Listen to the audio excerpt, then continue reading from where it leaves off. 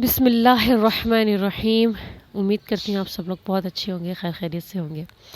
اور پتہ نہیں میں ایسا کیوں پوچھ رہی ہوں، پر اچھا لگ رہا، دل چاہ رہا ہے پوچھنے کا، تو میں نے پوچھ لیا۔ اور بتا دیجیے گا آپ سب لوگ کیسے ہیں۔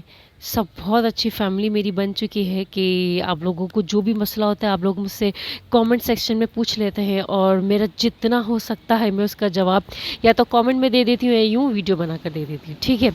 اب بات سوال پیدا ہوتی ہے گیس کے خارج ہونے کی بیماری کا۔ کل کی ویڈیو میں نے آپ لوگوں کو بتایا تھا، یہ دھوپ کو کیا ہو گیا، کل کی ویڈیو میں نے آپ کو بتایا تھا کہ گیس خارج ہو جائے تو نماز کس صورت سے ادا ہو سکتی ہے، کس طریقے سے ادا ہو سکتی ہے، یہ میں نے طریقہ شرط کے ساتھ آپ کو بتا دیا تھا، اور بہت سے لوگوں کو یہ معلوم نہیں تھا۔ مجھے بہت خوشی ہوئی یہ دیکھ کر، یہ سن کر بھی کہ بہت سارے لوگوں کو اس سے کیا ہوا ہے، فائدہ حاصل ہوا ہے۔ اب سوال یہ پیدا ہوتا ہے کہ گیس کے خارج ہونے کی ہے بیماری، مطلب ہر چھوٹی چھوٹی چیز میں جو ہے گیس خارج ہو جاتی ہے۔ کچھ لوگوں کو یہ بیماری ہو جاتی ہے، اور بیماری ہوتی ہے معدے کی خرابی کی وجہ سے۔ معدے کے منہ پہ یا تو ورم آ گیا، یا جگر میں ورم آ گیا ہے، ٹھیک ہے، یا تو آپ کی انتڑیوں میں کوئی پرابلمز ہو گئی ہے، تو جس کی وجہ سے انتڑیوں میں سے گیس خارج ہوتی ہے۔ دراصل تو انتڑیوں میں جو بیماری، جو تکلیف ہو جاتی ہے، وہ دراصل معدے کی پرابلم سے شروع ہوتی ہے۔ سمجھ میں آ رہی ہے؟ آپ کا کھانا صحیح سے ڈائجسٹ نہیں ہوتا، ہضم نہیں ہوتا، یہ جو بھی مسئلہ ہوتا ہے نا، اس کی وجہ سے آپ کے کیا ہوگی، گیس خارج ہوتی ہے۔ کچھ لوگ ایسے ہوتے ہیں کہ وہ ہلکا سا بھی اپنا پیٹ پش کریں گے یا دبائیں گے، ان کو تو گیس رہائی پاس ہوتی ہے۔ سمجھ میں آ رہی ہے؟ تو یہ ان کی ہو جاتی ہے بیماری۔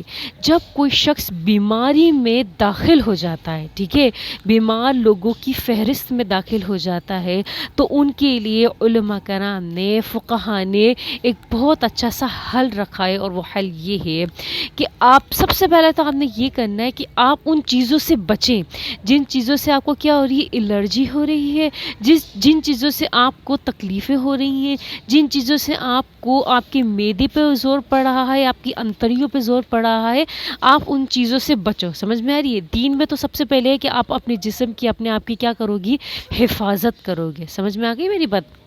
آپ نے ان چیزوں کی حفاظت کری، لیکن پھر بھی ابھی آپ بیماری کی فہرست میں ہی ہو، آپ کا علاج چل رہا ہے، تو اس کے دوران آپ نماز پڑھ رہے ہو لیکن آپ تکلیف میں ہو کہ آپ وضو بنا کے آ رہے ہو، نماز پڑھ رہے ہو، پھر آپ کی گیس پاس ہو گئی، پھر آپ گئے وضو بنا کے، پھر آپ رکوع میں گئے، پھر آپ کی گیس پاس ہو گئے، رکوع سے کھڑے ہوئے پیٹ دبا تھا، اٹھے ہو اور پھر گیس خارج ہو گئی، سجدے میں گئے ہو پھر گیس خارج ہو گئی، یہ آپ کی بیماری میں کیا ہو گئی، شامل ہو گئی نا۔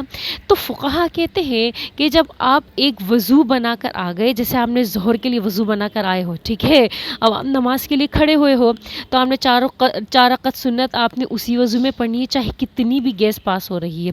4 رکعت فرض بھی پڑھ لی، 2 رکعت سنت بھی پڑھ لی، 2 رکعت نفل بھی پڑھ لی، آپ نے ساری نمازیں پڑھ لی۔ اسی میں اگر آپ کو آپ کی کوئی نیت والی یا منت والی آپ کی کوئی نفلیں ہیں، آپ نے وہ نفلیں پڑھ لی، ٹھیک ہے۔ اگر آپ کو قضاء عمری پڑھنی ہے تو آپ نے قضاء عمری پڑھ لی، آپ کو قرآن مجید پڑھنا ہے، قرآن مجید پڑھنا ہے۔ اس دوران آپ کو بہت گیس پاس ہو بھی رہی ہے تو ہونے دو اس کو، ٹھیک ہے، کیونکہ آپ ابھی بیمار ہو، آپ کو عذر ہے، ٹھیک ہے، شرعی عذر ہے آپ کو، تو آپ بیمار ہو، آپ اس کو ہونے دو، کیونکہ آپ نے ایک وضو بنا لیا ہے شروع میں، تو وہ شروع کا وضو آپ کا پورا ظہر ٹائم لے گا۔ آپ نے اس ظہر وقت میں کتنی بھی عبادتیں کرنی ہیں اس وضو میں، تو آپ وہ کر سکتے ہو۔ گیس پاس ہو رہی ہے اس کو ہونے دو، ٹھیک ہے، کیونکہ آپ بیمار ہو، آپ کو عذر ہے، آپ کو اس کو ہونے دو۔ آپ نے پوری نمازیں پڑھ لی، سب کچھ عبادتیں کر لی، اب جب آپ عبادت کر کے کھڑے ہو گئے ہو تو آپ اس وضو میں عصر کی نماز نہیں پڑھ سکتے ہو۔ سمجھ میں آ گئی میری بات؟ ایک وضو ایک نماز کے لیے، ایک وقت کے لیے کافی ہے بس۔ جب آپ عصر کے لیے کھڑے ہو گئے تو آپ نے نیا وضو شروع کرنا پڑے گا، ٹھیک ہے۔ اگر آپ کی عبادت کرتے ہوئے عصر تک پہنچ گئے ہو اور پھر آپ چاہ رہے ہو کہ میں عصر کے لیے بھی اسی وضو میں کھڑا ہو جاؤں، تو نہیں، آپ نے عصر کے لیے ایک نیا وضو بنانا پڑے گا۔ بھلے اس کے بعد آپ کو کتنی بھی گیس پاس ہو رہی ہے، رہائی خارج ہو رہی ہے، فاٹ ہو رہے ہیں، ہونے دے، لیکن ہر ایک نماز کے لیے، فرض نماز ہے نا ہماری 5 وقت کی، تو آپ کو ہر نماز کے لیے ایک الگ نیا وضو بنانا پڑے گا، صرف ایک وضو، ٹھیک ہے۔ ایک وضو ایک نماز کے لیے کیا ہو جائے گا، کافی ہو جائے گا، میری بات سمجھ میں آ گئی آپ لوگوں کو سارے؟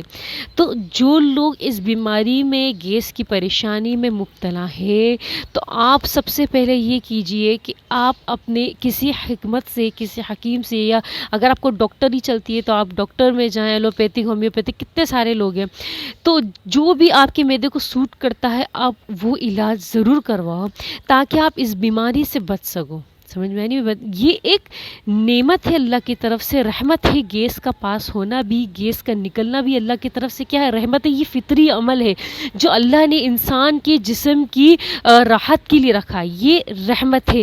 لیکن بعض اوقات یہ زحمت بن جاتی ہے، وہ بھی ہم لوگوں کی کوتاہیوں کی وجہ سے. یا تو ہم لوگ بیجا کھاتے ہیں، یا کھا کر سو جاتے ہیں، واک نہیں کرتے ہیں، کوئی کام نہیں کرتے، کھانا صحیح پچتا نہیں ہے، ٹھیک ہے نا. کھانا خود سے ہضم ہونے کے لیے بہت کام کرتا ہے، بہت وقت کرتا ہے، تو اس کو ہم نے زیادہ مشقتیں دینی ہے. آپ نے واک کرو. سمجھ میں آ رہی ہے؟ یہ میں ایک الگ طریقے سے اس لیے بتا رہی ہوں تاکہ یہ آپ کو ہیلپ کرے گا آپ کی بیماری سے لڑنے میں، ٹھیک ہے. اور سب سے بڑی بات، جب بھی آپ کھانا کھاؤ گے تو آپ ہر نوالے پہ یا واجدو پڑھو گے. کیا پڑھو گے؟ یا واجدو پڑھو گے. انشاءاللہ تعالیٰ آپ کی جو بھی تکلیف معدے کی ہوگی، پریشانی ہوگی، انشاءاللہ دور ہو جائے گی.